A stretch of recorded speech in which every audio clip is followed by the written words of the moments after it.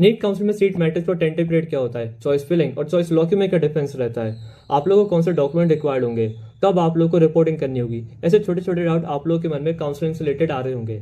इस वीडियो में मैं आपको एमसीसी काउंसिल और स्टेट काउंसिल का डिटेल प्रोसीजर होता है वो स्टेप बाय स्टेप एक्सप्लेन करूंगा। देखो, किसी भी काउंसलिंग के स्टार्ट होने से पहले उसका नोटिस एक ब्राउचर रिलीज होता है जिसमें मेंशन होता है कि वो काउंसलिंग का प्रोसीजर क्या है, उसके अंदर कितने राउंड्स होंगे, आपको क्या डॉक्यूमेंट्स रखने होंगे। तो सबसे पहला स्टेप आता है सीट मैट्रिक्स और टेंटेटिव पीरियड। इसके अंदर आप लोग को जो भी काउंसलिंग कमेटी होती है, एमसीसी होती है, वो आपको बताया कि जिस भी आप काउंसलिंग में पार्ट ले रहे हो उसके अंदर इस कॉलेज के अंदर आप लोग के लिए इतने नंबर ऑफ सीट्स अवेलेबल है।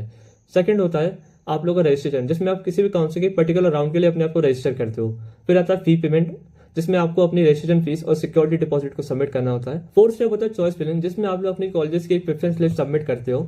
चॉइस फिलिंग के बाद आप लोग की चॉइस लॉकिंग का पीरियड स्टार्ट होता है, जिसमें आप लोग अपनी प्रेफरेंस लिस्ट को लॉक करते हो। ऐसा नहीं हो सकता कि आप चॉइस फिलिंग के तुरंत बाद ही अपनी प्रेफरेंस लिस्ट को लॉक कर दो, एक पर्टिकुलर टाइम पीरियड के बाद ही आप लोग की लॉकिंग स्टार्ट होती है। फिर नेक्स्ट स्टेप में आपका सीट अलॉटमेंट और रिजल्ट आता है, जिसमें आपको पता चलता है कि आपको ये पर्टिकुलर कॉलेज अलॉट हुआ है। फिर नेक्स्ट स्टेप में आप लोग अपने डॉक्यूमेंट्स को ऑनलाइन सबमिट करना होता है। डॉक्यूमेंट सबमिट करने के बाद आपको नेक्स्ट स्टेप में जो भी आपका अलॉटेड कॉलेज है वहां पे जाके रिपोर्ट करना होता है, अपने डॉक्यूमेंट्स को वहां पे सबमिट करना होता है। फिर लास्ट स्टेप में आपका डॉक्यूमेंट वेरिफिकेशन होता है, जिसमें एमसीसी है जो भी स्टेट काउंसलिंग कमेटी है वो आप लोगों के डॉक्यूमेंट्स को वेरीफाई करती है, और ऐसे करके आप लोगों की काउंसलिंग का एक राउंड एंड होता है।